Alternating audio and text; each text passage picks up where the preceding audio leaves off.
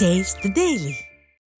தூத்துக்குடியில் சிறுவன் காணாமல் போன விவகாரத்தில் மெத்தன போக்காக செயல்பட்ட ஸ்டாலின் அரசின் காவல்துறையினருக்கு அதிமுக பொதுச் செயலாளர் எடப்பாடி கே பழனிசாமி கண்டனம் தெரிவித்துள்ளார்.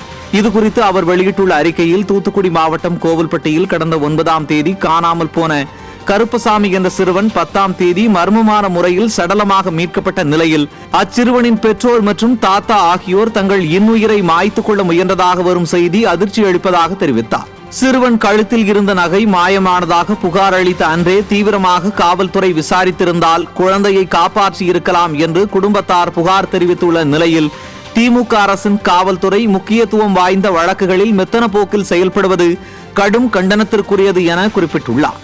மேலும் இதுதான் சட்டம் ஒழுங்கை ஒரு முதல்வர் நேரடி கட்டுப்பாட்டில் வைத்திருக்கும் விதமா என திறனற்ற முதல்வரான ஸ்டாலினை கேள்வி எழுப்பிய அவர், சிறுவனின் பெற்றோர் மற்றும் தாத்தாவிற்கு உரிய மருத்துவ சிகிச்சை அளிப்பதுடன் இந்த கொலை வழக்கில் தொடர்புள்ள அனைவரையும் உடனடியாக கைது செய்து தக்க நடவடிக்கை எடுக்க வேண்டும் என அதிமுக பொதுச் செயலாளரும் சட்டமன்ற எதிர்க்கட்சித் தலைவருமான எடப்பாடி கே பழனிசாமி வலியுறுத்தியுள்ளார்.